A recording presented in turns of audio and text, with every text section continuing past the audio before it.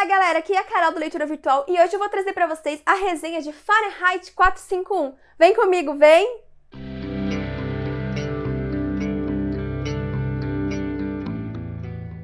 Já quero adiantar para vocês que esse livro faz parte da minha meta de ler mais clássicos literários esse ano, né? Então, já dá um checkzinho aí que eu estou cumprindo algumas coisas da minha meta literária de 2021, né? Então, vamos ver até onde vamos. Esse livro é um livro que eu já tenho vontade de ler há bastante tempo e, inclusive, eu comprei ele na Black Friday do ano passado. Porém, a minha amiga Camille, do grupo Caneta Tinteiro, ela fez uma leitura coletiva desse livro e estava programada para abril, então eu deixei para ler junto com a galera esse mês. Fahrenheit 451 é uma distopia, né? E ela se passa num momento, né, do universo em que os livros são completamente proibidos, não importa o gênero, todos os livros são proibidos. E aí você tem uma classe de bombeiros que, em vez de apagar o fogo, ele incendeia casas onde são encontrados livros. Então é assim, se encontrou um exemplar de um livro na sua casa, eles vão incendiar a sua casa toda, porque vai que tem outro livro lá. E as pessoas, elas denunciam umas às outras, né, tocam alarmes que seria de incêndio, tocam esses alarmes para dizer que ali tem um livro, né? Então que aquela pessoa tá fazendo alguma coisa fora da lei e tudo mais. Então, o nosso personagem principal, né, o Montag, ele é um desses bombeiros. E ele passou, né, a vida toda dele, né, os últimos 10 anos, desde que ele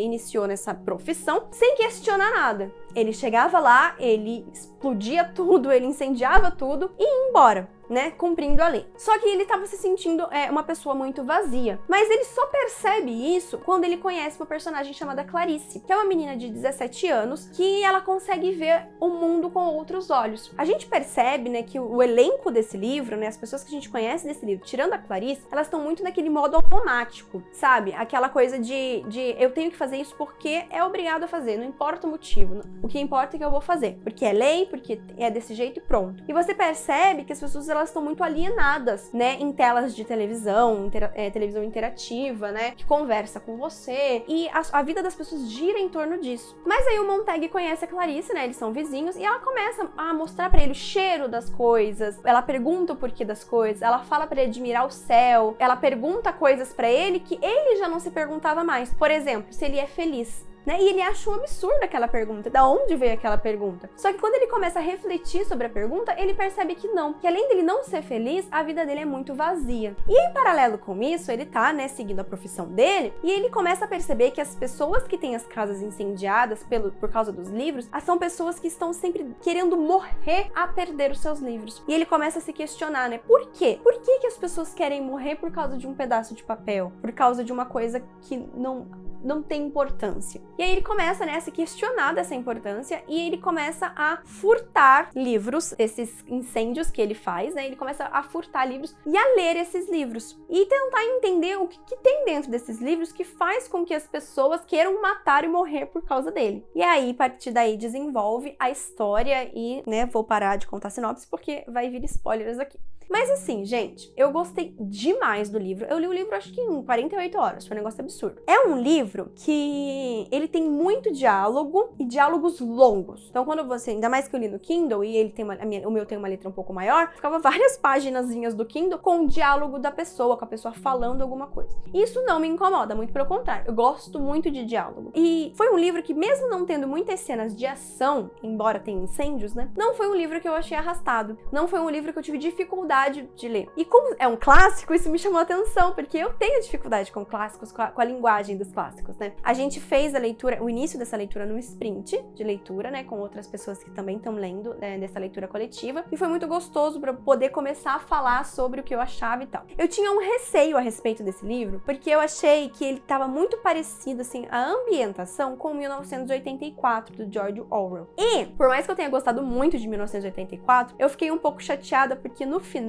parece o começo. Né, você não vê um grande desenvolvimento no sentido de destruição daquele mundo, né, de retomar as rédeas e destruir aquele sistema totalitário. Porém, nesse aqui, embora seja de uma maneira diferente do que eu gostaria, você tem um ar de esperança, né, você tem um final que ele te dá uma esperança de que aquilo pode ser revertido de alguma forma. Então isso eu gostei demais, acho que foi a parte mais incrível do livro, foi dar essa esperança ao leitor de que, ó, por enquanto, não dá pra arrumar, mas se fizer a coisa certa, se esperar com paciência, você tem isso aqui para consertar e para reajustar o que tá errado. Não quero falar demais com muitos detalhes porque eu não quero dar spoilers. Uma outra coisa que eu achei muito interessante também é que tem um prefácio, só que nesse prefácio você tem muitos spoilers. Eu dei sorte de como comecei a leitura no sprint, as meninas falaram, olha, tem spoiler. Então eu não li o prefácio antes, mas quando eu terminei o livro, eu fui e voltei a ler. Achei um prefácio incrível, porém não recomendo que as pessoas leiam ele antes de iniciar o livro, porque tem muito spoiler, inclusive, do final.